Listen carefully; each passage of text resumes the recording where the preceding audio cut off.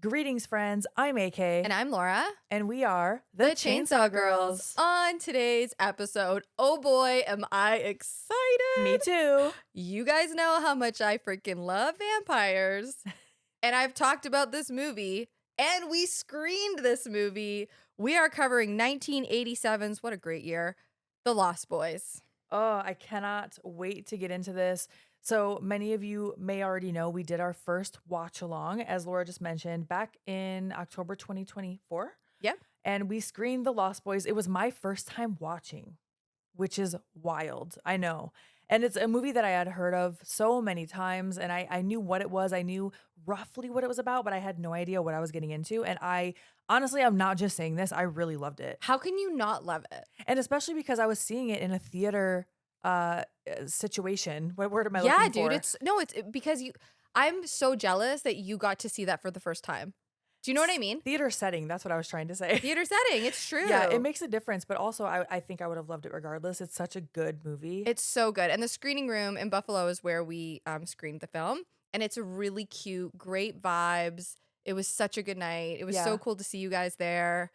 Yeah, it was bomb. And we just did our second live screening recently, so this all ties in pretty nicely. Yeah. At Squared Circle Expo in Indianapolis a couple weeks ago, probably now by the time this is airing. Mm-hmm. And we screened They Live. Yeah. Also 1987, right? Dude, I think so, yeah. Roddy Piper stars in They Live. Keith David, love it. Oh, love him. He's love them. so great. And it was so much fun. Thank you so much if you were able to come out and support us and or just come to see us at the convention. Yeah. Oh my God. First of all, I met so many fans of the podcast. Made me People so kept happy. coming up and being like, I love the podcast. Love the podcast. It like makes me weepy. Yeah. You know, because like we really do put love into this podcast, and it's just so nice when people, say they listen, because I have no idea. I even said that to a fan. They're like, yeah, I love the podcast. And I was like, you don't know what it means to hear that, because I truly don't know.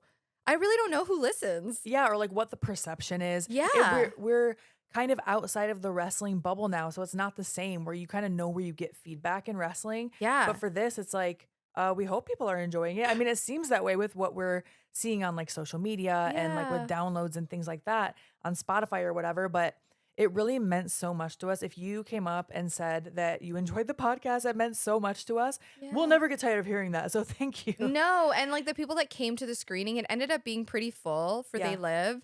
And it was such a blast. We got to like chat with you guys. We did a little Q&A. We did a little giveaway. We had They Live air fresheners. It was just a really fun night. Yeah. Shout out to whoever dropped those off, by the way, those They Live air fresheners. Thank you so much for those little prizes we could give away. Yeah. And we ended up talking for like at least 30 minutes, I think, afterwards. Yeah. And it was like a discussion. Like everybody was kind of like chiming in, and it was just great. Yeah. I loved it. It was a very intimate setting, similar to the first screening we had. So we are already talking about where and what we're going to screen for our next one. Yes. Can't so wait. Stay tuned. All right. So would you like me to read the IMDb? Sure would. Let's do it. When a recently divorced mother and her 2 teenage boys move to a coastal town to stay with her father, it doesn't take long for the brothers to realize the area is a haven for something much more sinister than party-going surfers. That's a long summary for IMDb. In fact, I had to expand on it.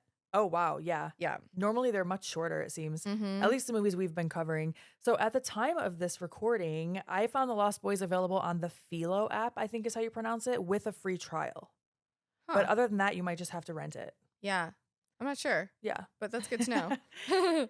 So this is starring Jason Patric. Yes. Who is the son of Jason Miller. Yes, who was in The Exorcist. Father Karras. That's right. Which is so fascinating to me. I would have never connected those two. Mm-hmm. Also, I had no idea that his maternal grandfather is Jackie Gleason.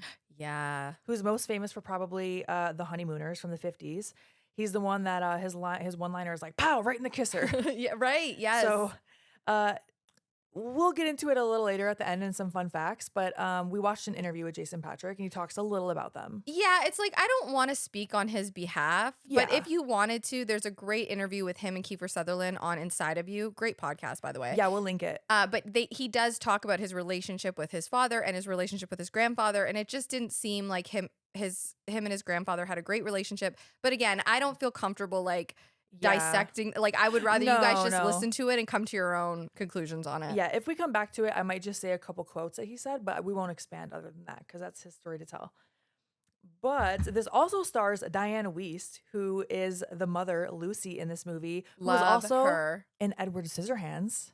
I love her. Love her. She's a great mom in this, by the way. She's great. Oh, yeah. Like her character is great. Ugh. Yeah. I remember specifically writing a couple times, like, great mother. What a great mother. I know, me too. Me too. Obviously we got the two Corys, Corey Haim and Corey Feldman. They're adorable in this movie. Yeah, so this actually launched the two Corys. This is where they met. Corys, yes. Yeah, and they ended up starring in so many movies together after this. Yeah. Being in a handful of movies, including the sequel to Lost Boys they were in. So Have you seen the sequels? No. The way you were looking at me, I figured, but no, I haven't seen them. But I did just, for research purposes, saw that there are two sequels. Sure. Corey Haim is not in the last one. Mm-hmm. And I also didn't know that the two Corys was a literal reality show that they had in 2007. That I did not know about. That is wild. Yeah, I mean, it makes sense. Like, they were really popular in the 80s. Yeah, like they had their own 900 number in the 80s where you could call. It was a little convoluted. I watched a commercial where they're both talking about it and they're like, hey, call this number and you'll listen to a recording and I'll give you my personal number. And I'm like, wait, what? Whoa, that's very 80s. This sounds very carny too. Yeah, that is very, very 80s. Yes, they said it was $2 for the first minute, which sounds crazy for the 80s. That sounds crazy expensive. And then 45 cents each additional minute. So can you imagine the phone bills that kids were racking up? I mean, WWF had a hotline too. Yes, and I know so many wrestlers who have stories of racking up that bill and getting in trouble with like their parents later when they found the phone bill. Like, what the hell were you doing? Right? And it even would say like, ask your parents before calling. No. That was a liability thing. Yeah, that was a liability for sure. Obviously, we've got Kiefer Sutherland as David. And listen. Him as a vampire? Oh, boy. Okay. You don't think so? Oh, my God. I think he's such a smoke show. I do, but I would say I would more lean toward Team Michael. Okay, if this is Twilight. Really? Yeah. Oh, my God. I'm Team David 100%. Oh, he's dreamy in this. I love it. I love the aesthetic. I love his attitude. I mean, he's gorgeous. Like when he transforms? Just everything about him. Okay. That is the vibe. That is my type. David from the Lost Boys is my type. Okay. Love that. Mm-hmm. Okay, so we will get into the actual movie and we'll go over some fun facts as we go along and also toward the end. Oh yeah, can I also say that Edward Herrmann is in this and he's like the big bad, but he's in the Gilmore Girls. He's the grandpa and he's amazing. Is it the grandpa in this movie? No, he's the big bad. What is the big bad? Oh, sorry, that's a Buffy thing. Oh, yeah. I know who that is. Okay, I remember him in Gilmore Girls. He's in Gilmore Girls. He's grandpa. He's a Max? Is his name Max in this? Yes. I thought you were asking me if it was Max in Gilmore Girls, and I was like, I don't think his name is Max in Gilmore Girls. I got confused because we just did another episode with someone named Max. So I'm like, am I confusing the characters? No, his you're name right. is Max. His name is Max, yes. Got it. Sorry, I refer to him as the big bad. It's Bernard Hughes plays grandpa in this. Okay. Yeah. I was like, did I miss something with the big bad? Okay, got it. No, you're on it. And then Jamie Gertz is Star. Yes. I think she retired from acting. I think she's a pretty successful real estate agent. Oh. She's in real estate or something like that. And her, I don't know that she still acts, but she's had a very successful career. Yeah. In acting and I think outside acting as well. Yeah, she's gorgeous. Oh my God, yeah. I also read that Jason Patrick pushed for her. Oh. In an interview that he pushed for her to get that role, that they were imagining the role going to someone like blonde and just kind of different. And he was like, no, she's going to bring like a dark, sexy vibe to this. And they have great chemistry. They have great chemistry. And I love that. Stories of people pushing for you. Like if someone pushes for you, especially in entertainment, like we have experienced that. Like it means so much. Oh, dude. You will never forget it. Dude, yes, 100%. This was also directed by Joel Schumacher. Important to note. Yes. But should we hop right into it? Yeah, let's hop in. Hop in and hop on. Let's do it. Okay, so I wrote that fucking opening song, OMG. Dude, I listen to it on my runs. I listen to it when am I driving in my car? What is it called again? Cry Little Sister. It is called Cry Little Sister. Oh, okay. It's the best. And we were like zooming in, right? We're like over the water and shit. We're at Santa Clara, I believe it is. Santa Carla. Sorry, close. Santa Carla. We see our jazz player, who, by the way, this jazz musician in this, he plays the saxophone. he still is doing conventions. He's had a whole career just off of being the saxophonist, I think that's what you would call it, in The Lost Boys. I wrote in all caps when we get to that scene, saxophone man. Oh, he looks awesome. He is gyrating those hips, Oh, yeah. baby. Like, he is making sure that everyone in that concert is the horniest they've ever been. And having a good time. He's like, if I'm playing the saxophone tonight, this whole crowd is going to be into it. And they were. Panties dropping. Ooh, yeah. But before we get there, when we open the scene, we see some goth kids, basically is what you think they are, wandering around this boardwalk, okay? They're walking through the carousel. Call them goth kids? Yeah. Because at first you don't know what's going on, right? And they do. They look like goth rockers or something. Yeah. Like just little rebels from the 80s. That's what they look like. Uh-huh. You know, they got the dangly earrings. Oh, I love it. I know. I do love a dangly earring. I'm not going to lie. Mm-hmm. So they're walking through the carousel. The mullet's a little much, though. I'm not going to. We could go without the what? mullet. The mullet? Oh, you know what? Mullets are coming back. And I don't know how I feel about it. I don't feel good about it. I can tell you that much. I don't feel good. No, unless you let me like braid it for fun. Like I really, I don't dislike it. Imagine in a little claw clip. I was like, what? Okay, I will say some people can just rock whatever they want. It doesn't True. matter. Like if you have swag, you can rock a mullet. Listen, it's gonna look great. Kiefer is a great example of that. He is True. rocking this mullet, and oh boy, I'm into it. I'm into it. So yes, the carousel is actively going, and kids are like riding it, and they're just walking through it, like just generally fucking with people. Yeah, of course, being like teenagers. Yes. Yeah. And they're four of them. Kiefer Sutherland. I sometimes struggle saying his name because I wanted to say Keither, like Keith. Yeah. And I'm like, okay, Kiefer Sutherland, who is David. He's leading the group. Mm-hmm. The cops come. They end up choking him with this baton. He's like, I told you to stay off the boardwalk. And then later we see this cop going to his car, and we see that something seems to be following him from the sky. Like it looks like a POV of whatever's in the sky. We're seeing their POV. Yeah. And it swoops down on the cop, and from the cops, like inside his car, we see he gets like yoinked into the sky. Yeah. And rips like the door off of the car. We're like, okay, if you don't know what's going on at this point in the movie, like seeing it in the 80s for the first time, you're like, what is going on? So then we cut to Lucy, the mother, and her two sons, Michael and Sam, and the husky Nanook. Or Nanook. Nanook. Nanook. I love Nanook. Nanook. You said it so confidently too. I did. And the husky. Nanook. I had no doubts that's what it was until you said Nanook. And I'm like, yes, that. Oh that's God. right. And they're on a little road trip, okay? They're in their little station wagon or something. Yeah, they're moving. They've moved towns. Yes, and they are moving to Santa Carla. To live with Lucy's father. So they're going to live with Grandpa. Yep. She just went through a divorce. Yeah, she's divorced, we'll find out. And they're moving in. She's moving in with her dad, basically. Yep, exactly. The song, I don't know if it's called When You're Strange. Is that the name of the song? Oh, I love that song, by the way. It's so good. This whole soundtrack is bomb. Yes. It really is. I don't know if this might be a cover. I think it's a cover of that song. I'm almost positive. The Doors, People Are Strange. Is it? Is it a cover? Or it could be When You're Strange. You know what? We're going to get to that probably in the extended episode. We'll clarify. Yeah, that's fair. But we see a little montage of life in Santa Carla here. Yes. Have they passed the billboard yet?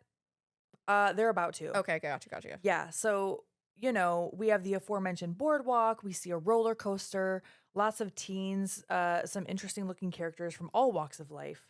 And there are a lot of posters of missing children. And as they're driving, they pass like a big billboard, and on the back of it says the murder capital of the world. And it's like a Santa Carla billboard. Yes. So we've got missing children posters, and this is the murder capital of the world, apparently. Right. Also, side note, I did look it up, and the People Are Strange song in the Lost Boys soundtrack specifically was sung, it was a cover by Echo and the Bunnymen. Okay, I thought it was a cover. Yeah, which I love the cover. Me it's too. So good. Dude, it's great. So now they arrive to Grandpa's house, and it is eccentrically decorated on the outside. It has like wooden carvings everywhere. There's like taxidermy. There's taxidermy everywhere. Yes. Yeah. And the grandpa is lying on the porch, just like not moving. He looks like he's dead. He doesn't even, like, Lucy's like, Dad? Yeah, she's like, Dad. And then one of the kids, I think Sam, is like, is he dead? And she's like, no, he's just a deep sleeper. And then he does wake up. I wrote Corey, but Sam is like, if he's dead, can we go back, like, to wherever they're from? Yeah, because they're not thrilled that they've moved. Right. That's important. important. And this is like, it's not their own house. Yeah, they don't want to be moving here with grandpa. They definitely don't. And also when they go inside, they realize grandpa doesn't have a TV. Yeah. He's got rules. The grandpa was playing dead on the porch, by the way. So he's a little prankster. Yes. He has a lot of great lines in here that aren't necessarily important to the story, but it's just they're so funny. Zingers, man. He's great. Yeah. He's a great character. Yeah, like you said, he doesn't have a TV, but he does have a TV guide. He does mention that. He likes to read the TV guide. Sam is like, "Wait, so you have a TV?" And he's like, "No, you have a TV guide. You don't need a TV." And then just like shuts the door. Yeah. What? He's got rules about like the stuff in the fridge. Yeah. This is his home. Yeah. And Sam actually mentions at one place, this place looks like Texas Chainsaw Massacre, which is really funny because that's an episode that we are going to be doing soon. Yeah. Hell Very, yeah. very I love excited. when movies are mentioned in movies. Like it makes me feel like it's real life. Yeah. Yeah. So now the grandpa says to the mom, he's like, "You're the only person I know whose situation has improved from getting divorced." And I wrote, we love that for her. Love it for her, girl. Get it, girl. Get it, Lucy. Yeah. So that right there establishes why they're moving in with grandpa. Does he have a name? I keep calling him grandpa. I don't know if he's credited. It's grandpa Okay. or dad. Perfect. Yeah. And so yeah, the grandpa lays out some rules. The second shelf in the fridge is his. He's growing pot in the window. They're like mocking that, the boys are. He's very like eccentric, I would say. Yes. He's and a vibe. then- yeah, and the boys ask him, "So is it true that Santa Carla is the murder capital of the world?" And he's like, well, he doesn't deny it. Yeah. He says something like, "Well, let's just say if the bodies rose from the graves, we'd have a population problem." Or Right. something, which I thought was a weird way to answer that. Yeah. But he definitely doesn't deny it. He's a very colorful character. Mm-hmm. And this is where we cut to the little concert outside with Saxophone Man. Mm-hmm. And Michael and Sam are, walking the boardwalk, exploring. Michael sees Star for the first time, which is Jamie Gertz. And he's like immediately drawn in. Oh, yeah. Like this is an immediate connection. I even feel like she was drawn into him too. Oh, yeah. When they make eye contact, you can tell. It's that thing where like she notices him noticing her, and then she's like trying to play it cool, but then she keeps kind of side-eyeing, like, is he still looking at me? Yeah. That's cute. That's That fun. is so cute and fun. Yeah. So now Lucy is also walking around the boardwalk. So they're just kind of exploring the town at night. Yeah. And she sees she notices another mother that's standing by the missing children's poster. It's just like ominous stuff like that. Maybe she was putting up one herself, that other woman. She finds a lost boy, literally, in the street. She brings him into the arcade or something. I don't know if it was an arcade or something similar, to look for help. And here she meets Max. Yeah. Good old Max, man. Luckily, the child's mother does come immediately and get the kid. But we see the 4 goth kids from earlier. They come into the store, and the dog that's in there, which is Max's dog Thorn, starts growling at them, which... Oh, yeah, because this is Max's store. Yeah. And I don't think it's an arcade. Okay, I could be mistaken. I wrote whatever I wrote, arcade. But yeah, I might be just confusing it with like the comic book store later. Yeah. I couldn't really tell what it was. I just know there are TVs in there. Oh, yeah. It's a store. He owns a store. They Maybe it's sell- an electronics store? Maybe. I'm sure somebody knows. But yeah, he owns a store, and we see the 4 goth kids coming earlier. I feel like if a dog doesn't like you, you already know something is up. Like that just tells you everything right there. But the dog was growling at her. I thought the dog was growling at the teens because they come into the store. Thorn starts growling, and then Max yells at them. He's like, "I told you not to come in here." Yeah, but Matt. You think it was her? I think so. In retrospect, Yes. Or now knowing what we know, Yeah, it very I think Thorn was growling at her. you very well could be right. Yeah, and Max tells him to like get out. Yeah, he's like, "I told you not to come back in here," and you don't think anything of it because that's the same thing the cop was telling them earlier. Like, we told you not to be around here. Yeah. And also, like, I kind of want to say a couple of things. I know we're talking about the plot, and the plot's important, but what I think makes this movie special is the vibe of the movie. Yeah. It not only is it very 80s, but it has this weird like Goonies Yes. sort of coming of age, going on an adventure with elements of horror in it. Right. Like if you haven't seen it, which I'm sure you guys have, but if you haven't seen it, like you really are submerged into a really cool sort of world. Yeah. You know what I mean? That's real life, but it has that like angst to it. Yep. That when you were a kid and you just wanted an adventure. Oh, yeah. That's what this movie feels like to me. That's what a lot of these 80s movies feel like. Yeah. I always thought of the Lost Boys and Goonies together. No, 100%, because it is such a similar vibe. Yep. So yeah, so I don't know. I want to touch on that because even when she goes into the store, even on the boardwalk, it's so 80s, like Mhm. 80s to the max. But it's everything is shot the way it's shot and lit. Mhm. It's beautiful. Yeah, and it feels like you are really on that boardwalk. It doesn't feel Yeah, like this is a set with extras, and I don't know what that situation was, but it feels like they would have just been shooting on an actual live boardwalk. I'm pretty sure they did. I think they shot in Santa Barbara, maybe. Okay.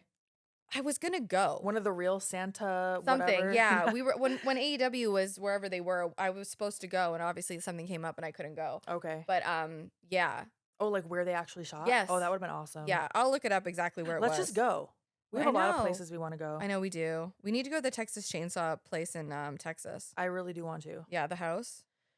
Okay, So, sorry. no, you're good. This is Oh, the stuff I want to talk about. Santa Cruz, baby. Santa Cruz. There we Yes. go.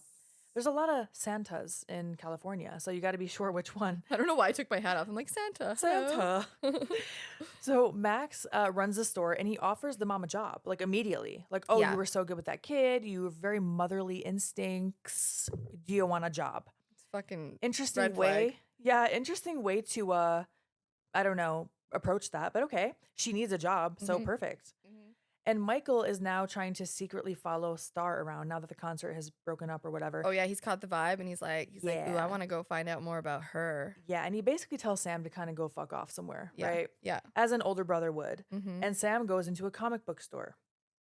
Here, Corey Haim meets Corey Feldman. We meet the Frog Brothers. The Frog Brothers. I love the Frog Brothers. Edgar and Alan immediately start giving Sam shit. Yeah. They see him and they're like, who's this guy? Side note, okay, so Corey Feldman is playing Edgar. Yes. And he is dressed like Rambo. Yes. And he is putting on this like macho voice the entire time. Yes. He's like, who is this guy? Like he's talking like that the whole time. Meanwhile, he's a child. Yeah, he wants because he's trying to like seem like intimidating and tough. Like Right. we know what's going on in Santa Carla. We, blah blah blah. Yeah. Like they're So they try to give him shit, and Sam drops some comic knowledge on them, and it appears to earn their respect a little bit. Like they kind of back off. Yeah, because at first they're trying to like make like he's not up on comics, and he's like, well, actually, it's comic number blah blah blah, blah and it should be in this section. It's like, damn. Yeah, they're like, okay. And then Edgar gives Sam a specific comic, and Sam is like, I don't like horror comics.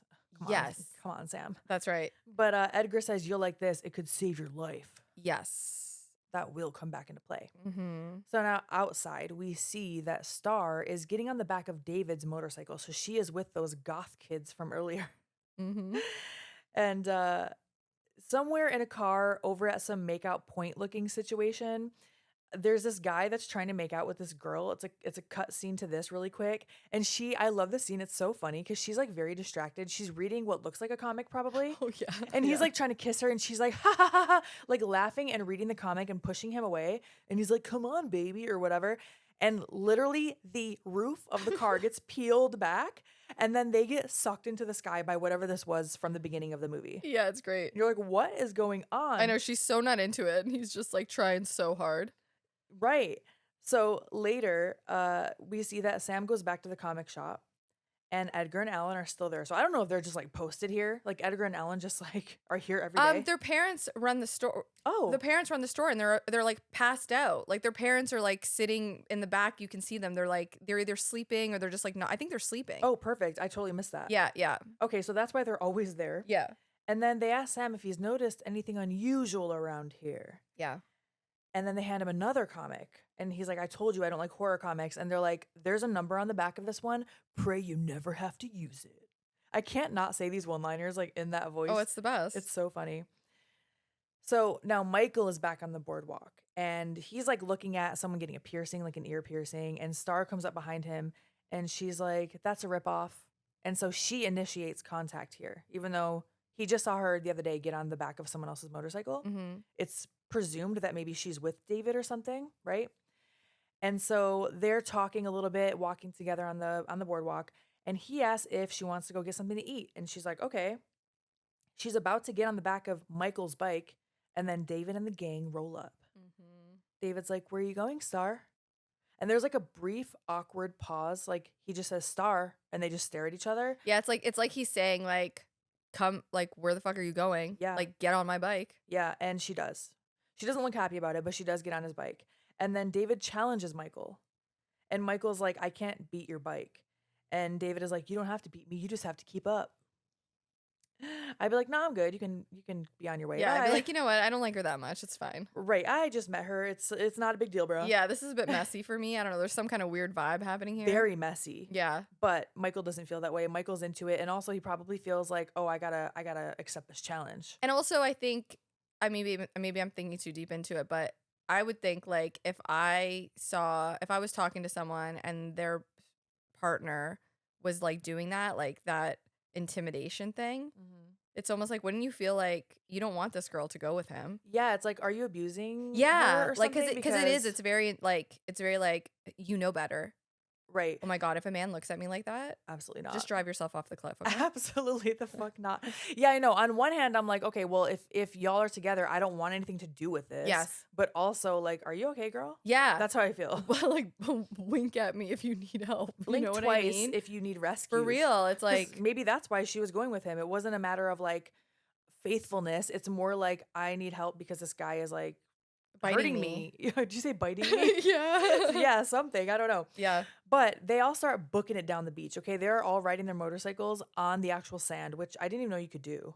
I don't know anything about motorcycles. I don't know anything about I will not get on the back of one. I Tell you just that much. No, I don't ever want to ride a motorcycle. It does not appeal to me, Not even at in all. the slightest. No, I do think it's hot when a guy is like Sure. all up in his like motorcycle gear and he's like, psh, I think that's Vroom, vroom. I think that's kind of hot, but like, don't invite me on. I'm good. Yeah, I'll watch you and I'll be like, yay. Yeah, I'll clap do the for flag. you. I'll be the flag gal. Whatever you need, baby. Whatever you need. Just don't ask me to get on. Yes. Also, to note, there is a child on the back of one of their bikes, just so you know. Yes. What's the kid's Laddie. name? Laddie. Oh, Laddie. God, I can't stand. Anyway. We'll get to that. So, mind you, it's also dark out when they're on this beach. They're starting to go underneath piers. They're weaving through poles and eventually like trees. It's very dangerous. It gets very foggy. Eventually, Michael is catching up with David and he starts getting more confident. Like he's about to pass him. And I think David was obviously just letting him. Oh yeah, because he's headed straight for a cliff. Straight for a cliff. Yeah. And Michael does finally realize that and he bails at the last second. And then he just punches David in the face because of course. Yeah. And he's like, no, I just want you. He just wants to fight David. He doesn't want like, don't let your boys jump me, like one-on-one, man to man. Yep. And they cut to like, they bring him to the lair. I was like, oh, they didn't fight. Okay. They just go to the lair where they're like telling him the lore about, this is a former popular resort like 85 years ago, but unfortunately it was built on a fault line. So now it's basically like an underground cave. Yes, right? exactly. Yeah. And it is really neat inside. It is. It looks really cool. Yeah. And like that had to have been a set. It looks like a set. Oh yeah, I would think so. It's beautiful. It's really cool. Yeah, we cut back to home where I keep wanting to call her the mom, but her name is Lucy. Lucy is putting Sam to bed. Grandpa comes in and he has like this taxidermy groundhog or gopher. I don't actually know what it is. And he leaves it on Sam's end table, just staring at him. He's like, here you go, good night. And then just leaves the room. And Sam does the right thing and throws that shit in the closet. Yeah, I had a taxidermy fox when I was a kid. Did you really? Yeah, I used to like put like hats on it and stuff. I don't know why we had it, but I knew he was my bud. That's so interesting. Can I also say that Sam's room, like that like watch clock on the wall, like I wanted one of those so freaking bad when I was a kid. Oh, I don't remember that from when I was a kid. I know when you see something on a TV show, you're like, I wanted that so bad. So bad. It's so like 80s, early 90s. They captured that room is like perfectly 80s, 90s. For me, it was like the 90s clear phone. I wanted that so bad. Dude, I wanted one so bad. Never got it. I know. Bummer. But I note this because this is going to happen throughout the movie, and the grandpa and all the weird shit he does come back into play eventually. Yeah, of course. So yeah, he's just like doing random things. And I love how they do this because since they do it so sporadically throughout the movie, you don't ever think anything is coming with the grandpa. No, exactly. Because he's just so random throughout the movie doing all this shit, okay? So now we go back to the lair, and it's feeding time. And this is my favorite scene in the whole movie. movie. They have Chinese food. It's because you said movie. I just repeated it. They have Chinese food. It is my favorite scene in the entire movie. It's a great great scene. For our live screening, we really wanted to get some type of like Chinese food truck. We did, yeah, but it was like we do this all ourselves. We don't have Yeah. sponsors. We literally do it all ourselves. We just couldn't It afford was it. going to be very expensive. One day, baby, one day. Yeah. We will. We want to go all out like that, but we're like, Mhm. maybe for the first one, we'll just relax a little bit. Yeah, exactly. But in this scene, yeah, they're all eating Chinese food, Mhm. and David is just fucking with Michael. He is getting on my nerves, honestly, in this scene. I I know love it. you look at him through rose-colored glasses, love but it. I'm like, oh, you're so annoying. I just hit my mic, sorry.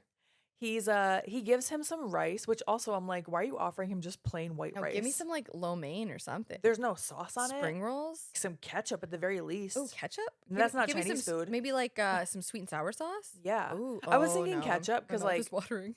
I was thinking like poverty meals.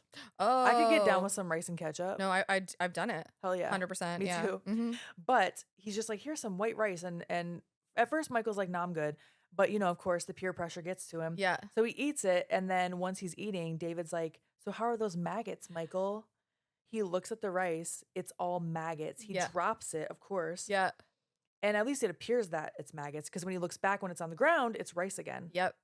So clearly he's like, not hypnotizing, but what's the word? Like entrancing or Yeah, that he's making him hallucinate. Yes. Yeah, he's using his like vampire mind control shit. Yeah, mind control. There you go. And so this whole time, Star is not amused. No, But she's not into it. She's also not doing anything about it. But I think it's because She doesn't David have any is- power. Exactly. Yeah, I think David's too powerful. for sure. And like he also is like, do you want some noodles? He does the same thing, but Michael doesn't eat them. He just shows them to him. Where at first it's noodles, then it's worms, and then David eats them, but it's noodles again. So Michael's like, am I going crazy? Like, what is going on? Yeah, and he says, I think David says, they're only noodles, Michael. Yeah. Something like that. Very creepy too. They're only noodles, Michael. And now Star is like, leave him alone. But it's Yeah. very passive. Yeah, she's scared of him. I think at the screening in the post discussion, I actually said that my hot take was that Star might be a piece of shit. Remember? I think you did. And yeah. I think everyone did gasp. I like, know. I think everybody was like, "What?" Because, well, we're going to get to it. So it's specifically this scene where they're drinking the wine/blood.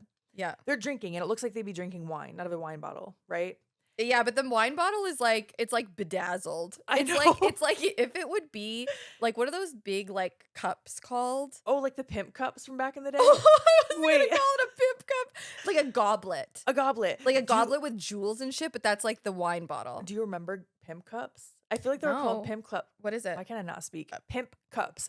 A pimp cup was like a big giant goblet that was bedazzled back in like that was 2010s fashion type stuff. Whoa. Well, that's what this looks like as like a wine bottle. Yeah. Yeah.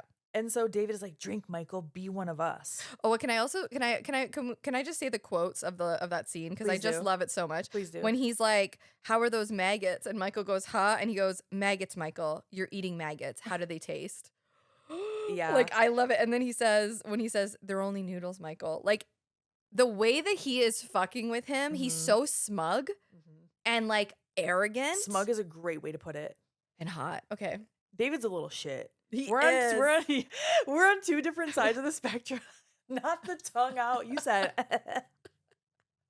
I'm like, fuck this guy. He's a little shit. You're like, he is a little shit. I- Holy shit. Oh god. So he's like, Mm-mm. drink, Michael, be one of us. So this whole thing is basically an initiation. Absolutely. Yes. And Star, this is where I was like, this solidified for me. Like, okay, Star, you can go fuck yourself. She goes, don't do it. It's blood.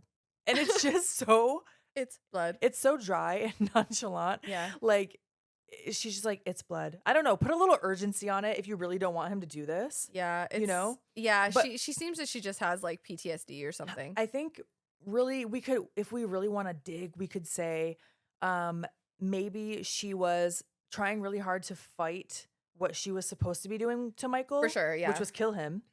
She didn't. So maybe like she's trying so hard to fight that, and that resistance is coming out as like, don't do it, it's blood.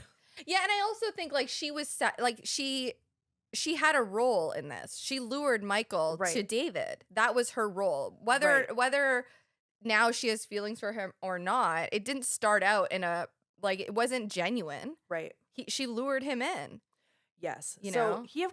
Michael, of course, thinks that they're all fucking with him. So he drinks. Yeah. And now, Couldn't be me, man. no. And Yeah, he drinks You and would taste like copper. You would know right away that shit's or blood. iron. Ugh. Ooh. And we cut to them all walking on this bridge that also happens to be train tracks. And Star is not there. It's just the It's guys. just the boys. It's just such an iconic scene. I love it. It It's really actually is. on one of the covers of the movie. They have them hanging from the train Yeah, tracks. and I It's read that cool. it was filmed on an actual, and I forget the word for it, trestle. I want to say it was called a trestle. I'll find it later on in Yeah, my notes. I But think it I was might have something in my notes about it too. so they're walking on this bridge, the train tracks, and the other guys are basically like, "Hey, check this shit out," and they step off the side of the bridge, which is insane. Yeah. And when Michael looks down, they're hanging on with their hands. They're dangling over the ground, which you can't see. It's It's very far all below. fog too. Yes, There's all fog. tons of fog. Yeah. So you have no idea. Is it water down there? Is it land? We don't know. But they're Yeah. just hanging from this bridge and they're like laughing. Now a train is coming. Mhm. So of course Michael has to go down there even though he doesn't want to. Yeah, and they're like goading him too. Yes. And the train is making it very difficult to hold on. Yeah, it's like rattling and shit. Yeah. And so one by one they start letting go and just flying, just not flying, actually floating into the abyss. Yep. And Michael can hear them still yelling though. So eventually it gets down to just him being left alone. Like David goes, Yeah, and David is like, "Come on, Michael." yeah, he's like, "Don't be scared, Michael. You're one of us. Let go." Yeah. And like, what do you even think here? Like, I would not want to let go. But then he hears them yelling for him, so obviously they're okay. Yeah, and I mean David or Michael got himself into like quite a situation. Yeah. You know, like I feel like he's too far gone now. It's like, what are you gonna do? Right. There's no way he'd be able to climb up off Yeah. of that. Right. And the train does pass. That's when he can hear them yelling. And he just finally lets go. Yeah, I mean, I don't think you could get back up. Unless he's really, really strong. Unless he was doing some CrossFit, Yeah. parkour type stuff. I don't know. Yeah.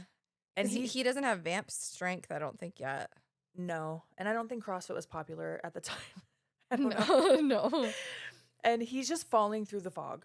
It's a slow fall. It's a slow fall. And the next scene, we see him in his bed at home. It's almost like he wakes up in bed. Right. Like a was this crash and burn and you're in your bed. yeah, was this a dream? And he's in his clothes on his bed, of course, filthy. Mm-hmm. Sam is waking Michael up and he's like, it's 2 p.m. Yeah, he's like, "Come on, Michael, what are you doing?" Like, He asked him if he's free basing, yes. which I think was very popular in the late 80s. Yeah, yeah. Michael asked for sunglasses as Sam is opening the windows. He says it's too bright. Yep.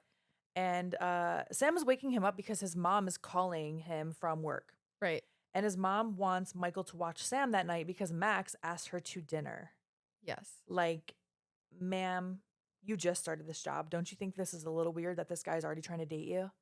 She's vulnerable. She's in a vulnerable place. She just went through a divorce. And it was the 80s. And I love we just blame everything on the 80s. It was the 80s. It was the 90s. Always. Whatever. It's early 2000s. No, for real. It was 2025, you know. What are you going to do? So, Grandpa also leaves later that evening because he's dropping off taxidermy to a new widow in town. Yeah. Like, Grandpa, relax. Smooth. Yeah, and so Sam tells Michael, lose the earring, it's not you.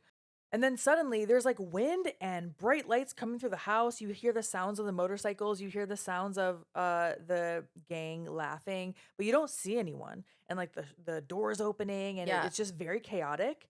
And then not even the door opens because Michael opens the door. Sam's telling him, don't open the door, don't open the door. He does, and then nothing's out there. Yeah. So it's not Michael losing his mind because Sam saw it too. Yeah, no, the vampires are just messing with him. Yeah. Mm-hmm. And now Sam goes to take a bath. Michael is The bath is so funny. He's just I having the know. time of his life. I know. I hate baths. I you know what? I actually do like soaking in a bath if my muscles are sore, but like I don't know, like I don't bathe in a bath. Like if after I take a bath, I have to shower to actually Oh, clean myself. 100%. But I do like soaking in if like I'm sore or something. But like the way he's taking a bath, yeah, I haven't done that since I Like was a splish kid. splash, I've been taking a bath. That's Exactly. literally what and he's with Nanook, isn't he? Yeah, Nanook's Yeah. sitting in there. Yeah. Nanook, what did I call him earlier? Nanook. And so Michael's in the kitchen. He's like about to drink some milk out of the carton because it's the 80s. Why wouldn't you do that? And he gets like this really sharp pain in his stomach. I thought he was going to get sick from drinking the milk, but he doesn't even get that far. Yeah, he drops the milk. He drops And it. he like leaves the fridge open. yeah, he has a really sharp pain. I'm guessing this was his hunger pain, but Mhm. not hungry for milk. Right. So he slowly goes up to the bathroom where Sam is. And as he's opening the door, Nanook is like growling. oh, Nanook is like, no, you're not Yeah. Michael Yeah. at all. Yep. And as soon as Michael opens the door, Nanook attacks him, like leaps onto him. And Nanook is a real one. Oh, yeah. I love Nanook. He's so cute. I used to want a husky real bad. Me too, when I And was a then kid. I saw videos of huskies and how they scream all the time. And I was like, I can't. They scream and they're really hyper. Yeah, I can't. Yeah. Yeah, I know. I couldn't either. But they're so cute. They are. And so Sam went underwater as that was happening. Like he was, dunking his head. So he doesn't know what just happened. Yeah. But he does know something happened because he's like, where did the dog go? Yeah. So he leaves the bath. He goes and finds that Nanook had bit Michael's hand. At first, I thought Michael killed the dog because it kind of seems like that might happen. yeah, like Mhm. he's just Michael by himself. He's bleeding, but then you realize Nanook is fine. Yeah. It's okay, everyone. Nanook is fine. Nanook's all right. Yeah. So, Sam immediately blames Michael. He's like, "What did you do to him?" Yeah, he's like, "What did you do to my dog?" But to be fair, Michael is acting real weird. Yeah, and he knows his dog. He Yeah. knows like Nanook knows you, so you had to have done something to cause him to bite you. Mm-hmm. And then Sam also sees that Michael's reflection in the mirror is transparent. Yes, and Sam starts to piece together that Michael is a vampire. Yes, and he's like, "You're a shit-sucking vampire, my own brother." It's so And then good. he's like, "You wait till mom finds out about this, buddy," which I thought was so funny. This whole interaction is so siblings. Yeah. It's so good. And I think Corey Haim is so fantastic at like his reactions are Yeah. so real. And even Yes. Michael as the older brother, his reactions are really real. I think that's why this movie's so good. It's just like you can relate to the characters. Yes, and they're real people. And the chemistry is there. Yeah, So Jason yeah. Patrick had also said in an interview that he pushed for Corey Haim to be cast as this role because he had met him before and they had really good chemistry. They had good chemistry. And it shows. For sure, for sure. And I guess Jason Patrick had a lot of, he was kind of, he would go to the director, Joel Schumacher, on behalf of the other actors. I think he had a really good relationship with Joel Schumacher and they kind of creatively like worked together. Yeah, I read that the director was trying to get him to do this movie quite a few times and he kept saying no, no, no. Yeah. So he had some pull. For sure, Because the he director did. kept trying to get him. Yeah, and what a great, like, he is perfect as Michael. And what a great way to use your pull. Like, okay, I'm gonna vouch for people for that I Star, believe in. yeah, dude. I think that's so cool. Hell yeah. Oh my We love God. it. We love it, yeah. So now Sam is calling the number on the back of that comic. Oh, yeah. He is going, the number goes directly to Edgar and Alan The too. frogs. The Frog brothers. Yep. And they're like, okay, does he sleep all day? Is he sensitive to sunlight? Does his breath stink? And he's like, well, his breath always stunk. Yeah. And I'm like, such that a is little brother thing. such a sibling thing to do. Yeah, yeah. And they're like, okay, get a good sharp stake and drive it right through his heart. And he's like, I can't do that. That's my brother. That's my brother. Yeah, like what the fuck? He's like, okay, we'll do it for you. yeah. And so Michael had gone into his room at this point to, I don't know, decompress or something. Like, turning into a vampire is all very overwhelming. It's a little stressful. And then he suddenly just starts floating like up to the ceiling in his room. He's getting sucked out the window. So I'm assuming the vampires are like drawing him to the lair or something, right? And he's trying to hold on to things in the room. Mm-hmm. Meanwhile, Sam is in his room and he is talking to his mom. I'm assuming his mom called to check in before her date. For She's sure. talking on the restaurant phone. Yes. And I don't think Sam would have figured out how to call the restaurant. I don't know. Maybe he would. He's smart. But Sam is on the phone in his room. Meanwhile, Michael is now floating like outside Sam's window. So at first Sam was like, yeah, it's fine, Mom. Everything's fine. Then he sees Michael and flips out. He's like, he's trying to kill me. He's trying to kill me. Yeah, like he does not hold back at all. And Lucy's like, what? Okay, I'm coming. And so she just books it. She's such a good mom. I know. That's why I wrote, like, what a good mother. I love her. Meanwhile, this is so funny. Max sees out the window that she's just speeding away. She gets in her car and just floors it. Like, imagine if that was your date. He must be like, what did I do? It's like do you remember the reality show Next?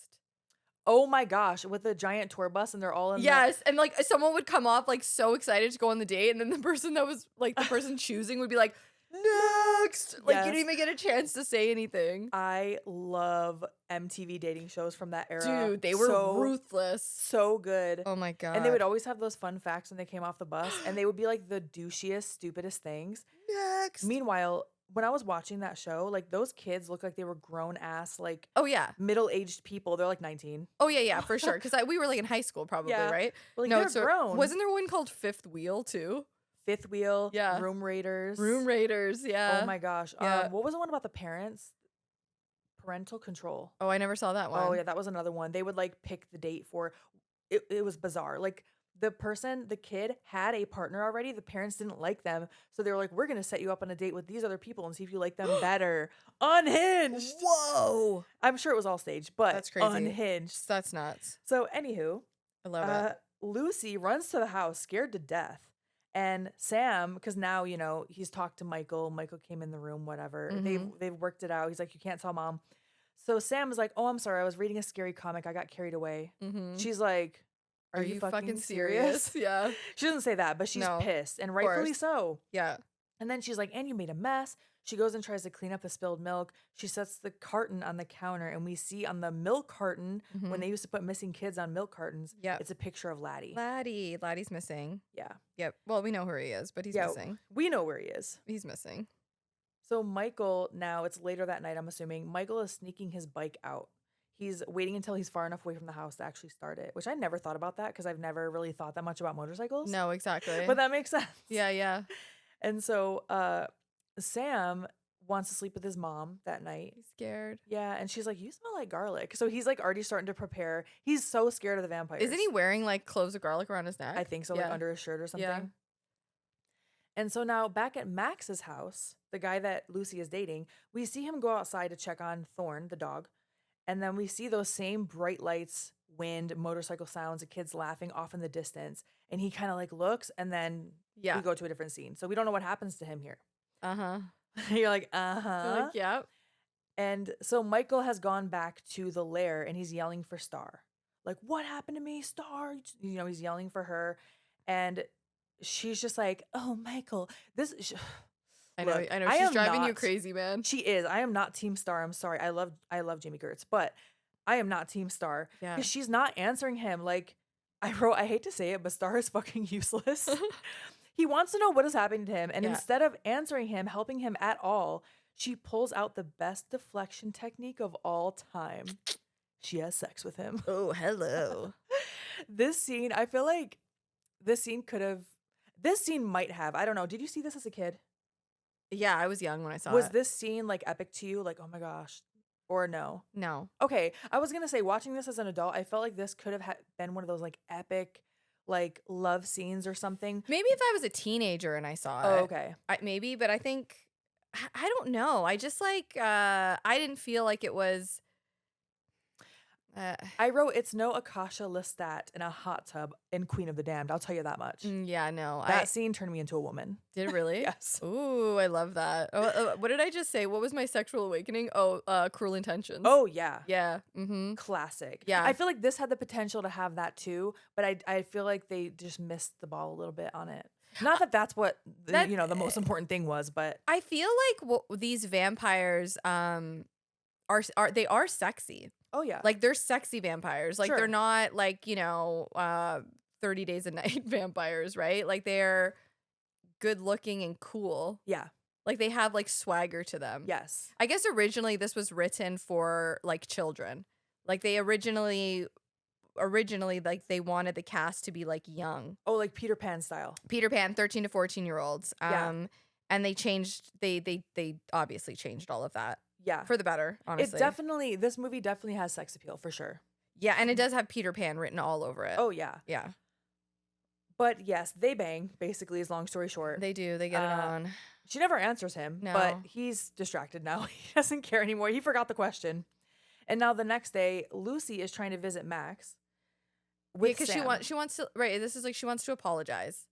She wants to apologize for running off on the date. Right. And so she goes into his gate. And Thorn loses it. Yeah, it's like he lives like on the beach. There's like a long dock almost, like gated dock. So she's got to walk kind of far. And she's got a bottle of wine or something she's bringing to him to apologize. And Thorn, he's growling, he's barking, he goes to attack her. Yeah. And she barely makes it over the fence in time. Like he gets her skirt, I think, a little bit. Yeah, he rips it, yeah. See, that's why I'm saying earlier in the movie, he was growling at her. Because of that, I was like, oh, yeah, I think you're right. I could see that. Because we're going to find out more that he might not have been growling at the vampires. So now, back on the boardwalk, Edgar and Alan are still trying to convince Sam to kill his brother. Yeah. And Sam is like, dude, the comic you gave me says if you kill the head vampire, all the vampires will go back to normal. Right. So, like, let's just do that. Yeah, let's find the head vampire. And he also says vampires require a guardian to watch over them while they sleep. And now he's thinking that guardian was Thorne because he was in the car when that happened to his mother. And he's like, what if my mom is dating the head vampire? Which I was like, good for you for putting that together. Very smart. Yeah. Yeah. Because if Max was sleeping during the day, then Thorne would have been guarding him at that moment. Absolutely. Which makes sense. Yep. And he's like, none of this was happening until she started working for Max. So he's starting to put it together. Yeah. Meanwhile, Max is going to be coming to dinner at their house later. Yep. And Lucy's cooking for him. The grandpa's in there making comments, you know, to her, his little zingers. And Sam brings the Frog Brothers to dinner. Oh my gosh, when he showed up and was like, "Hi, Mom, these are my dinner guests," and she's like, I know. She's like, okay, well, I guess we have enough. Like, yeah, she was not prepared for this. No, not at all. And the Frog Brothers are there so that they can figure out if he's the head vampire, and they want to like basically take him down. Yeah. So Michael is on his way out the door as Max is coming in. Yes, and that's important because he opens the door. There's Max because Lucy wanted Michael to meet Max, and he's like, "I got shit to do." And as he opens the door, Max is like, "Oh, the man of the house. Like, can I come in?" Yes. And Michael's like, "Sure, dude, come in." Yep. He just invited Max in. Yep. Very important to know. Absolutely. Grandpa is watching all this, by the way, like secretly, the interaction between Max and Michael, and he looks real suspicious. And it's funny too because they try to paint the grandpa as like kind of wacky and silly, but he's very observant. He's definitely observing for sure. Yeah. And so the mom is not thrilled that she has extra dinner guests, but she's not going to turn them down because she's a great mom. No, and then she's making pastas, and she like I feel like anytime you make pasta, you end up having like so much left over. Yeah, it's like spaghetti or something. Yeah, that sounds good. Oh my God, I love pasta. I do love pasta. My mouth is watering. I'm always so hungry by the time we're done recording. Oh, always. Yeah. So they are watching Max very closely at dinner, especially the Frog Brothers. They're like turned toward him. They're not even trying to hide it. Dude, it's so funny. Can I tell you, like, this scene, it's just iconic. Like, they're like just staring at him. They're like trying to figure out like if he's a, you know, whatever, vampire. I watched this show called School Spirits, and in the second season, there is a scene that is like almost exactly the same as this scene. It's obviously just super, super inspired by this scene. And it brought me so much joy just because it reminded me so much of The Lost Boys, because this scene is iconic. Yeah, it's so good. Yeah. Yeah, like at one point there's like a little bowl and one of them is like, "Oh, do you want some Parmesan cheese?" And then he like sprinkles it everywhere and he takes a huge bite of it and it's just pure garlic. Yeah, and he starts choking and they're like, "Aha." And he's like, they're like, "You don't like garlic, do you?" And he's like, "I do, just this was a lot." This was a lot. Yeah, that's too much garlic. Yeah. And like the mom at one point is like, "Someone has bad breath." And that's something they had talked about earlier. So they're like, "Oh," and then it's Nanook. It's Nanook, yeah. And then at one point they're like, "Do you want some water?" And they spill it on him. I'm assuming that was holy water, yeah. And he does react to it, but he reacts because it was freezing water. Yes, yeah. So, and then the last thing they do, they turn off the lights, and when they turn it back on, they have a mirror in his face, and we can see that he has a reflection. So they're like, "Oh shit, okay, well I guess he's not it. He's not a vampire at all." And Max is like, "I know what's going on here." And they're like, "You do?" And he's like, "Yes, Sam, I'm not trying to replace your father." I mean, to be honest, like, what else would you think? Right. Well, yeah. Well, I mean, yeah. If you were a regular human. Right. And so, I mean, yeah, we're going to find out more. I think you can kind of piece it together as we're telling this story if you haven't seen it. But, I mean, at this point, you're like, it's not him. This is innocent, right? Right. And so now we cut to over on the boardwalk again. And David has found Michael and is like, "If you ever want to see Star again, you better come with us now." Yeah. Okay? Yeah. The gang goes to spy on this group of teenagers, I'm assuming, getting drunk. This scene is pretty wild. This scene, I think, is like the horror of this movie. Yeah. Because you really do, you see what the vampires truly are in their real form. It's and their how first. And how brutal and vicious they are. Oh, yeah. It's their first transformation, too, that we see. Yes. So these teenagers are getting drunk in the woods around a bonfire, and they're kind of spying on them through the bushes. And David says, "Initiation is over, Michael. Time to join the club. You must feed." You must feed." And yeah, David's face emerges from the shadow as he's saying that, and he is in full vampire mode. Dude, oh my God. I have a t-shirt, or not t-shirt, I have a hoodie with that right on the front of it. I love it. It's like Kiefer Sutherland's face with the fangs, yellow eyes. There's like protrusions on his forehead. I would say that's mostly the prosthetics, right? Yeah. And Laura's like, panties dropped. I know, right? I'm like, hey there, what's up, vamp? No, that's very the Buffy vampires were heavily inspired by the Lost Boys. Okay. Like the look of them, right? If you watch the show, they look almost exactly the same.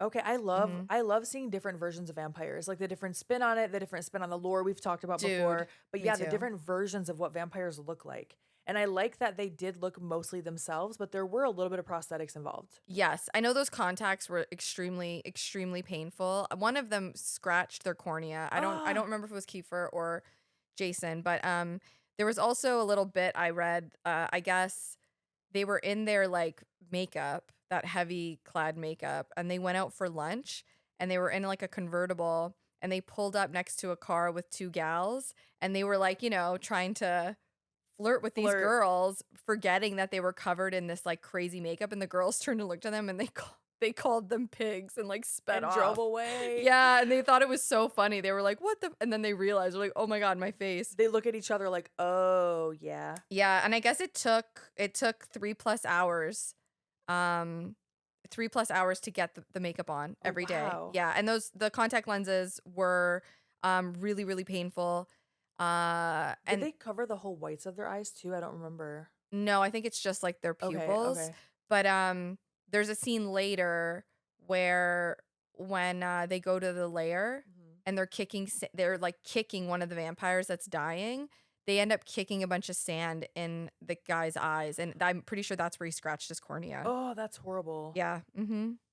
Can't fuck with sand. You just can't. Dude, let's just avoid it. But Yeah. honestly, I would love to do like a nighttime beach Oh, gimmick yeah. with you. I think that would be fun. That would be so much Make fun. s'mores, listen to some fucking tunes. Hell yeah. Dude. Just like get in the ocean under a full moon. Love it.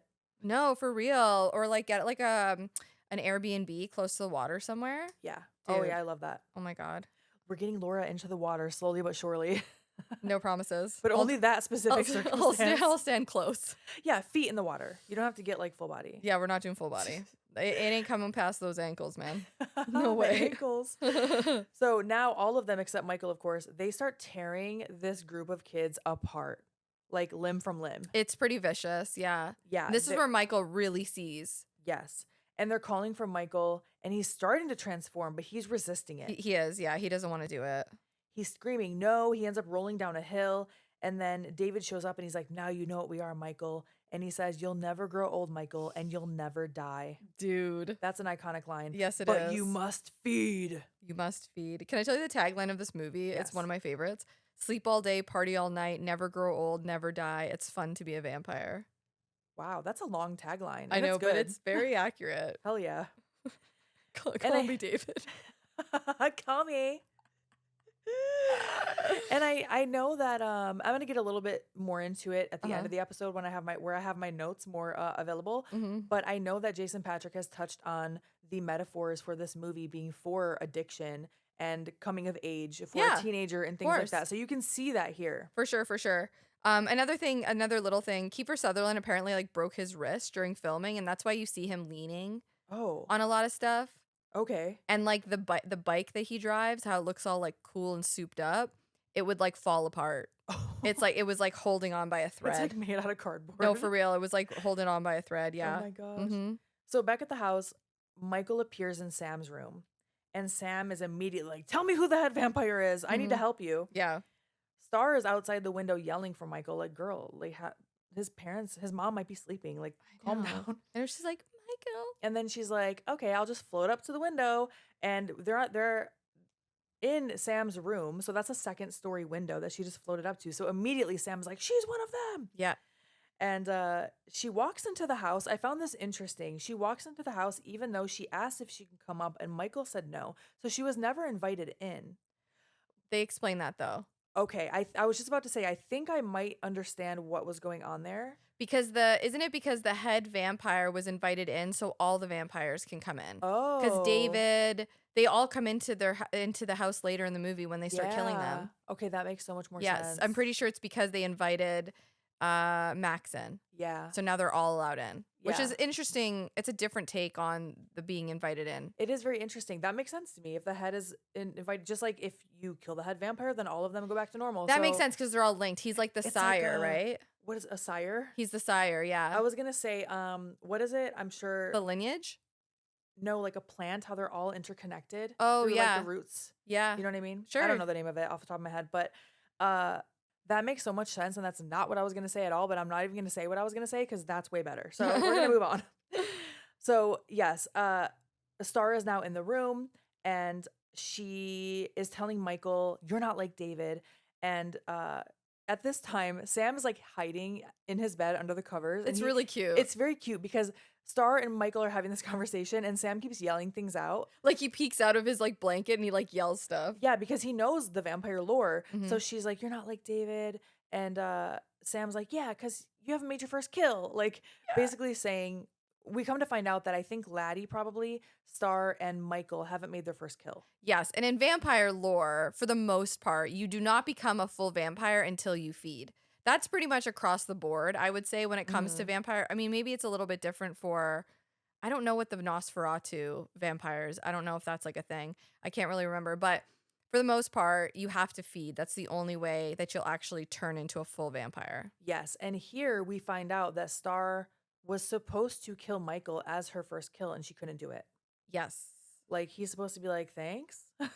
Which also, it's very interesting because that makes me wonder if that was David's agenda and not Max's agenda. Because Max goes for Lucy because he wants the family. Right. So it makes me wonder if like that was like David's own. Well, Max will say that he knew that getting Michael and Sam would bring Lucy in. He knew that she would follow her sons. Right. So why would he want Star to kill him? Oh, right, Do you right. know what I'm saying? Yeah, That's why I yeah, wonder if that yeah. was like a David thing. Right. Just going off on his I thought you own. meant getting Michael, period, but you mean killing Michael. Yeah, like for Yeah. Star to kill him makes me think that that was definitely like a David Yeah. influence. Very, very well could have been. And obviously she didn't want to do it anymore, and she Mhm. fell in love with him. And uh Sam is like, I think Michael mentions like, "Yeah, you let me drink the blood or whatever." And Sam's like, "You drink someone's blood? Are you crazy?" It's so great. It's And like he's the audience. yeah, he really is. Yeah. And so Star leaves, and then Sam calls his connections. So the next day, the Frog Brothers show up ready to rock and roll. It's awesome, dude. Yeah. He's I like, "All wanted to right." like live this scene as a kid. Yeah. Corey Feldman, Edgar, he's like, "All right, where's Nosferatu?" As soon as he walks in the house. Yeah. And so they basically steal Grandpa's car. And as they're driving away, they're like, "Grandpa, we're going to borrow your car." The grandpa's outside doing some seemingly random woodworking. Okay. Mhm. So you don't think anything of it. I No, love that. I know it's great. You're just like, okay, he's doing wacky shit. And Michael is now taking them to the lair. Okay. They find Star in the lair, but she's sleeping. And I mean, Edgar and Alan are about to kill her. Yeah. And Michael's like, "Don't touch her." So all the vampires are sleeping, and apparently they don't just wake up from people yelling. No, and they're hanging upside down also. Important to The note. They're guys. like the guys are literally like hanging from the ceiling Like bats. like bats. Exactly. Star, probably because she's not fully turned yet, her and Laddie are sleeping in a bed. Yeah, they're not full vampires yet. And so Michael tries to grab Star, and she's like, "No, please take Laddie first." So yeah. they get them into the car. Mhm. Edgar, Alan, and Sam go to find the other guys who are sleeping upside down. And Edgar and Alan are like, "All right, we're going to start with the little one, which is Marco, the Yeah, vampire." that's Alex Winter, who by the way, I don't think has any lines. Like I don't think he had any written lines. He does say like you hear him in the background, he says something here and there, but I watched interviews with him and he says like he had no written lines. Oh, okay. And it's crazy because it's probably next to Bill and Ted, I would say this is one of his most iconic roles. Yeah. For Yeah, I didn't even sure. realize that until you said that. Mhm. There was a part earlier in the movie. I didn't catch what exactly it said or who said it, but I heard it when I was rewatching last night. Mhm. It's one of those background things that you barely notice. I think Mhm. when Star first is saying like, "No, leave him alone," someone's like, "Calm down, girl," or something Yeah, like that. I think it's oh my Did you god. catch that? Yes, it's not Alex Winter. I can't remember what the character's name is. What are the two vampires? The other two One vampires' is names? Dwayne. Dwayne and is one Paul? It might be Paul. Yeah, I don't know. I have it in my notes somewhere. But It's I either Paul or Dwayne that says that with this is what you said. okay. Yeah, like, calm down, girl. I just caught it very I last love minute, and those. I was I like, love "What?" it. Those are the best. Yeah. Those background things are the best. So the boys stake Marco first, and it works. And it's gruesome. It's scary. Mm-hmm. Yeah, all He's this like commotion. he's like when he gets stabbed with the stake through the heart, he starts like He's like screaming. squealing. It's crazy. This is where when he drops, the kids are like kicking him. They literally scratch his cornea because they're kicking all the sand into his eyes. That sucks. I That really know. sucks. Mm-hmm. But yeah, he falls from the ceiling. Now, this does wake up the other vampires. Oh yeah. This is a little bit too much commotion. And David wakes up. He's now chasing the kids. He's pissed. He's, full vampire mode. He ends up grabbing Sam's foot and they're kind of going back and forth and they all end up escaping because they get to the sunlight. Yeah, they pull his hand up so they can get out. And so David's hand catches on fire as the sun hits it and he retreats. And also vampires during the day, they don't have the same strength as if they're like at night. That makes sense. Yeah. So even like in the cave, they still don't have their full strength. That makes a lot of sense. Yeah. Because later, I'm like, why did he just go back to sleep? Oh, I mean, like, I feel like if David has full strength, they all would have been beheaded immediately. Yeah. You know? You're like, my David would have killed all of them. He would have ripped their hearts out and stole mine. So they're all back at the car now. And the Frog Brothers they know that Star and Laddie are vampires. Mm-hmm. I think they know Michael is too, maybe not. And they're like, we don't ride with vampires. And then No, they know for sure that Michael's a vampire. okay, Yeah. Because they rode there with him and didn't say anything about it. But then now they're like, we don't ride with vampires. And then they look back at the cave and they're like, we do now. Yeah. And they jump in the car. Yeah, because it's clear they need to get out of there. Right. Yeah. And then Edgar's like, burn rubber. I wrote that down because I wrote LOL, shut up, Edgar. Oh, it's the best. I love it. So Michael, like, he's weak. So he's passed out in the back seat with Star and Laddie. And let's not forget the sun is beating down on them, which also, even though they're not full vampires yet, it's still going to have an effect on them. Right. And so Sam has to drive. He almost drives them off a cliff. He does. Yeah, it's very scary. It is. And when they get home, Michael's carrying Star up the stairs under like the sheet or something. And the grandpa stops them. And he's like, Michael, you know the rule about filling the car up with gas when you take it without asking? And Michael's like, no, grandpa. And he's like, well, you do now. And I'm like, you're not concerned that these boys are carrying this unconscious woman upstairs? Are you going to ask me anything about that? But Sam now goes to his mom's job and tells her like, hey, this place is crawling with vampires. You got to tell someone. He's freaking out. Yeah. And he has a little attitude with her. And she's like, I'll deal with you later, mister. Yeah. But he's scared, He's now on a mission to get all these things in place. So, like, the boys are now going to collect things, right? Garlic, whatever. They walk in on a baptism at a church, like a baptism that is actively going on. They start filling up their canisters with holy water. With the holy water. Everyone stops and looks at them, and they're just like, okay. And they just continue. And they just keep going, and no one says anything. They're like, okay. Yep. And so they also get the grandpa to leave the house. I didn't catch exactly what they told him. Something about probably that widow. The widow. Yeah. Also, I feel like we skipped over this, but there's a scene early in the movie where the grandpa's like, yeah, let's take the car and go to town or whatever. And then like Sam gets in the car with him and then he just like, they just don't drive away. Yeah. Like he just wanted to sit in the car. Sam is like, I thought we were going to town. And he's like, well, this is as close to town as I like to get. Yeah. I almost wrote it down and I was like, I guess it's not important. But I know once we're talking about it, I want to say it. It's such a funny scene. It is funny. He has so many little funny things in this movie that we can't even list them all. Yeah, he's like quirky and yeah. Yeah.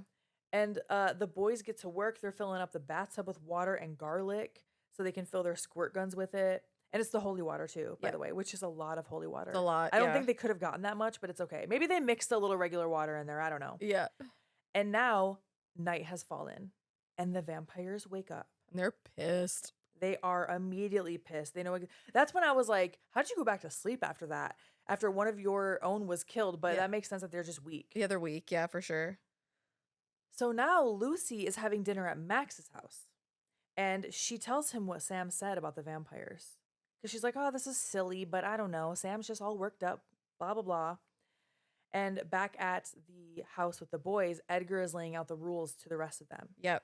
He says, no two bloodsuckers can go out the same way. Or they likely aren't going to go out the same way. Some will scream, some will be quiet. So he's just kind of prefacing that for us. So we know it's going to be different for everyone. Sam hears Nanook outside. Not just right outside, like way outside. I know, it's a little bit scary. I'm a little nervous for Nanook. Yeah, and so he goes to let him in, and everyone's screaming to him, like, don't go out there. They know it's a trap. But of course he goes to get Nanook. Yeah. And the vampires start coming. You can hear them coming. Yes. Just like before. It's scary listening to them. It's very scary, yeah. And then Michael goes out there to try to also help get Nanook in the gate, and they do finally make it back in the house and save Nanook. Mm-hmm. But it was very close. Mm-hmm. Yep. And so then right away, one of the vampires just breaks in through the chimney.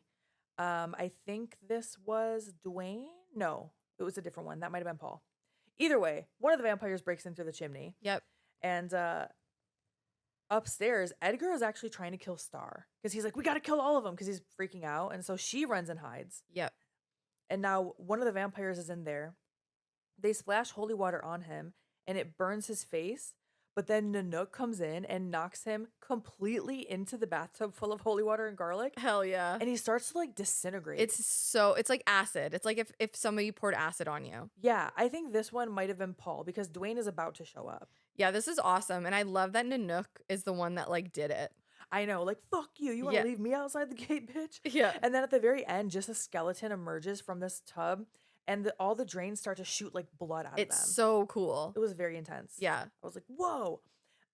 Then another vampire, Dwayne, grabs Sam and brings him up to like the ceiling. And Sam uses his squirt gun and sprays him in the face so that Dwayne drops him. And then Sam shoots him with an arrow.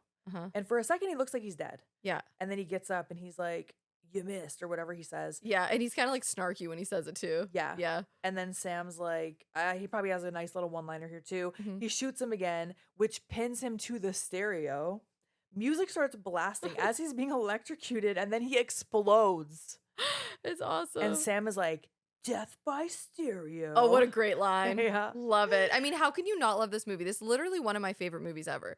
It's just so fun. It is so fun, yeah. And now all these vamps are dying, and they're dying in such insane ways. It's awesome. They're dying one by one. Meanwhile, Laddie is starting to slowly transform. Mm-hmm. So they're killing vampires, but they might be gaining more vampires. So it's like almost evening out. Alan sees this and he says something like, whoa, attack of Eddie Munster. They have so many funny lines in this movie. Yeah. And then Star is defending him. She's like, he's just a little boy. Yeah, she doesn't want him to die. He is. Yeah. He's just a kid. He is just a boy, even if he's about to rip your face off. He Yeah. is just a little boy. I mean, I would. Anyway. He's just a blood-sucking little boy. Now, Michael and David are about to have a vampire face-off. The fucking showdown, man. Yeah, there's a huge fight. I don't know if there's anything particular you want to note from this fight. I just kind of jumped right to the results. Well, they're just going at it. Yeah. There's a just lot all of around. there's a lot of floating. There's a lot of back and forth. There's a lot of David goading Michael. Right. You know? And then it results in Michael pushing David through what I think were like, Antlers. okay. Yeah. That's what I thought they were.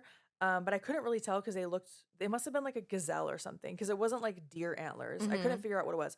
But yeah, the horns are the antlers of one of the many taxidermies in this house. Michael looks crazy here. I know. He's fully transformed. He's transformed, yeah. And so they thought David was the head vampire. And now David's dead. Mhm. And Michael, he hides in a shadow. He tells Star, don't let them see me. Yeah. And then Edgar's like, what's the big deal? You destroyed the head vampire. So now they realize there must be another one. Yep. There must be another one that's the head vampire. Great twist, man. This Great was awesome. twist. When I watched this at the live screening, I was like, Yeah, like, it's a really good twist. Yeah. Because David does appear to be the leader. yeah, for You sure. know? And I thought, if anything, I'm like, is it Laddie? Like, is the twist that it's going to be the kid? You know? Yeah, but yeah. no, there's a different twist. Yeah. And so Lucy and Max get home at the same time. Max goes and sees David, and he's kind of looking at his face, but he does not look shocked No. the way a rando should look shocked at this. Absolutely, absolutely. Yeah. He's definitely not happy about it, Mhm. but you don't really know why yet. And Lucy is kind of going off like, what is this? Like, there's a disaster in this house, but she doesn't see David yet. Max walks into the room and he's like, I'm sorry, Lucy. This is all my fault. David and my boys have misbehaved. Uh-oh. I told you, boys need a mother. He's so creepy. This scared me. Ew. And Alan is like, wait, because now they're putting it together. Max is the head vampire. Yep. Alan's like, but you passed the test. And this is where Max says, you don't ever invite a vampire into your house, silly boy. It renders you powerless. So good. So that's why all that stuff they did at dinner didn't work on him, because Michael specifically invited him in. Yep. And so now Max tells Lucy he was after her all along. He knew that if he could get Michael and Sam in, he could get Lucy too, because she's such a great mother. He wants her to be the mother of the vampires, basically. Exactly, yeah. Edgar was like, great, the blood-sucking Brady Bunch. Now Max is transformed. He does not look recognizable here as a vampire. He's so scary. Yeah. He's so freaking scary. And now Michael has another battle on his hands. Like that one with David, it just seemed like it ended too easily. Yeah. And also, I'm surprised that the antlers killed David because they're not wood. Yeah. I don't really, I mean, this is its own lore, right? It has its Right. own. Maybe just because it went through his heart. Yeah, I don't know. Yeah. I'm trying to think like maybe it's a taxidermy thing. I don't know. Yeah. But Star tries to attack Max here. He knocks her down. He knocks Edgar and Alan down. Then he grabs Sam and reaches his hand out to Lucy. And Sam's like, "Don't do it, don't do it." But she, of course, is like, "I want to save I my want to child." save my kid. Yeah. So she reluctantly takes his hand. And then you hear, basically, I think it's like the cucaracha song. Yeah. Yeah. It's a horn. Yeah. And fucking grandpa drives through the wall with a bunch of giant logs fashioned to a point, like a giant stakes. making them gigantic stakes, and Yeah. he mows into Max. Yep. I did not see that shit coming. No. So earlier when Sam's like, "Hey grandpa, we're taking your car," and he's fashioning these things outside, you don't think anything of it. No, you because think it's like a fence or something. he's been doing wacky shit this whole movie, so Yeah. it's just subtly placed right in front of you. I thought that was so clever. Yep. Oh my gosh. So yeah, kills Max. It's great. And I thought they did great foreshadowing it. And now Michael and Laddie are back to normal. Yeah. And then Grandpa walks in the house. This is the best line. He goes and gets a drink out of, the second shelf of his fridge. Mm-hmm. And he goes, "One thing about living in Santa Carla I could never stomach. All the damn vampires." Lucy, Michael, and Sam are staring at him like deadpan. Just like, are you fucking kidding me? Dude, it is the best ending. He closes the fridge and the shadow covers their faces, and that is the end. It's such a great ending. Dude, top to bottom, how good is this movie? Gosh, I truly loved it. I'm not just saying that. Just like, oh, we screened it, I have to say I like it. No, I really loved it. That's why we're even covering it now, way after we did the screening. We're like, we have to cover it one day. It's one of my favorite movies, not even just my favorite horror movies or favorite vampire movies. It's one of my favorite movies ever. I can watch it over and over again. It's so well done and it's so fun. It has a little bit of everything. It has a little bit of like crazy practical effects and like the fight scenes of violence. If you like the gore, there's a little bit of that. Yeah. There's also so many like good 80s one-liners.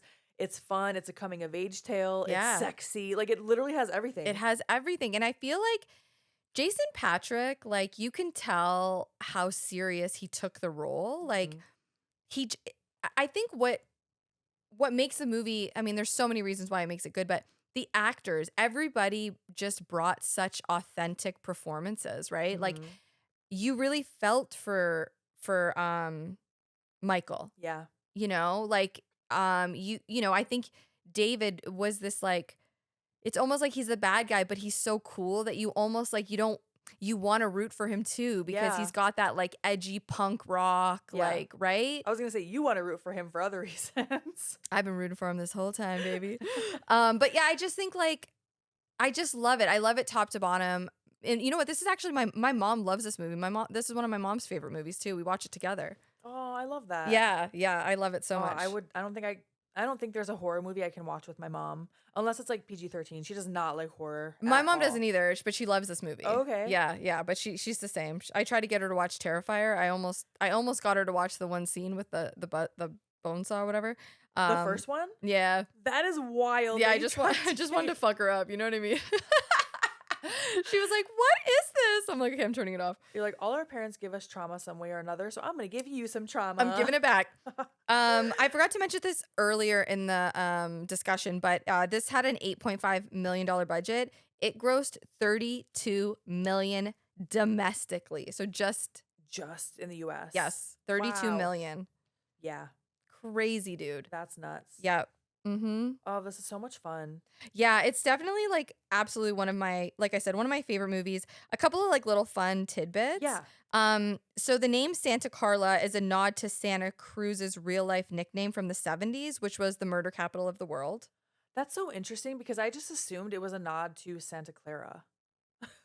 Oh, it's so close. Yeah. But yeah, I guess not. If Santa Cruz actually had that reputation. Yeah, I guess so. It was filmed mostly in Santa Cruz. Like Like the boardwalk and stuff is Santa Cruz. Yeah. Yeah. Okay, so the word I was looking for earlier when I was talking about the train track bridge, it is a trestle. Oh, trestle. Okay. And I believe it was Jason Patrick did say it was shot through the night on a real trestle near LA. That it was about 100 feet up with a platform underneath, and the stage below was filled with smoke to create the fog clouds we fell through. It was exhausting, is what he said. Well, I imagine if he was hanging like that. Yeah. Yeah, that's tiring, dude. Yeah, we're definitely gonna link the inside of you interview because it's really good and it's long. It's long and it's great, man. They get really deep on it. They talk a lot about the Lost Boys. Yeah, Jason Patrick and Kiefer Sutherland are doing this interview from 2021. Yeah, it's really good, and I just like that podcast in general. I listen to it all the time. Oh, okay. It's a really good one.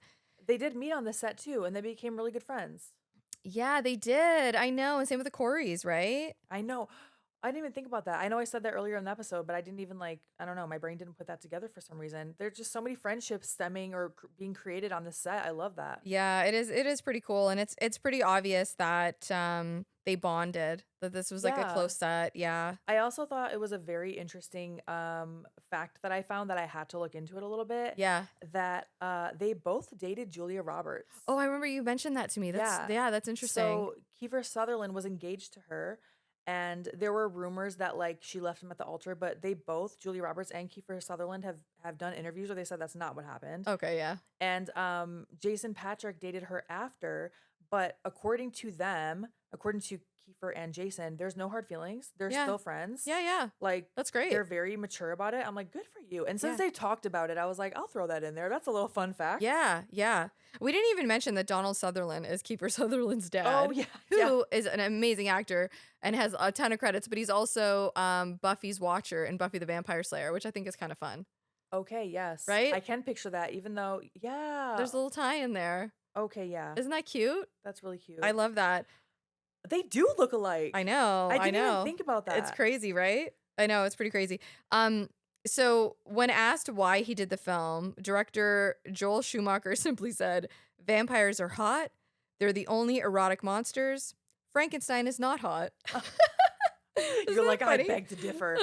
They're the only hot monsters? Yeah, I mean, vampires are, I would say out of all the monsters, I mean, yeah. I'm looking around at the Universal monsters. I'm like, well. I mean, unless you're into Creature from the Black Lagoon. Well, we did talk about on our horror icon, our Universal monsters ranking, the Patreon exclusive. We did talk about Phantom of the Opera being kind of hot, but honestly, it's only with his mask on. It's only the mask. Yeah, I mean, don't take it off. Keep the mask on. Keep that mask on and sing your songs and play your whatever. Piano. Yeah. No, for sure. Oh my gosh. Yeah, I really do love this movie. I think I do have some more fun facts. I think I'm going to save it for the extended episode on Patreon. I love that. We should do that for sure. Yeah. So is there anything else you want to add before we wrap it up? In Max's video store, you can see a single copy of The Goonies. Oh, cute. So it's a video shop. It's a video store. Remember we were trying to figure out what it was? What did I say? An arcade? An arcade, yeah. But I mean, I don't know. It's a boardwalk, so. I think that's why. It was the carnival vibes that I was getting. Yeah, for sure. This is a great movie. I'm so glad we covered it because, like I said, one of my favorites. I love that we did the screening of it. And we had talked about it. We were like, well, we're going to screen it. We might as well cover it at some point. Right. And I'm glad that we did it on this loop because it's just such a feel-good movie. Yeah, I had a lot of fun talking about that. Which sounds silly because it's a vampire movie, but it is feel-good. It is. I love a coming-of-age tale. Okay? It's like a warm hug. Yeah. I love it so much. And it's a happy ending. Yeah, it has a great ending. But any hoogly boos, thank you so much for listening to the podcast. We appreciate you guys so much. We are on social media at Chainsaw Girls Pod, pretty much everywhere. Instagram, TikTok, YouTube. Sometimes Facebook. You can email us at chainsawgirlspod@gmail.com if you want to suggest movies, if you just want to talk. We also post the video version on YouTube every Monday at noon as a premiere. So you can go in and chat with other people and us. We usually try to get on it if we can. And we also have a Patreon. We do. And I don't think we've ever mentioned on an episode. We should probably mention it. We have our first Chainsaw Girls t-shirts available. Oh my God, we do. That's right. I totally forgot. We posted it on our social media and we put it on the link in, we put a link in the YouTube video. Yeah. But yeah, we've never mentioned it on an episode. It's at demonxbunny.com. Yeah. You can get your very first Chainsaw Girls t-shirt and it's available in white, I think dark pink, light pink, and black. So Very fun. exciting. It's our first logo, the animated logo that we ever had. So you can Yeah. definitely support us that way if you would like to. Hell yeah. You can also just support us for free by watching our YouTube videos, by interacting with our Instagram. Like By that helps a lot. by giving us a 5-star review, it helps the podcast grow so much. And to everyone that has, On like honestly, Spotify, right? and Apple. And Apple, you Apple. can actually put like comments, which is very exciting. Yeah. But every time I look and I see that, it makes me a little weepy because it's just, I don't Thank know. you It so means a much, lot to me. seriously. Yeah. And every month, in addition to posting extended episodes on Patreon, bonus episodes, doing a quarterly live watch along, we do thank you videos, we have a quarterly Q&A, all that fun stuff. Mhm. We also shout out our top tier patrons every episode. So we're going to do that right now, which I haven't pulled up. Hell yeah. Let's do it. We have Jonathan W, Rob V, I would like to, is all I'm going to say because it's a long name, David T, Heather D, Franchise Driller, Josh N, Millie C, Adrian G, Chris S, Alexis T, Adam VL, and James C. Thank you so much for your support. We can never thank you enough, but we'll try to anyway. Thank you for being our top tier patrons. Thank you for listening to the podcast. Okay, Okay, bye. bye.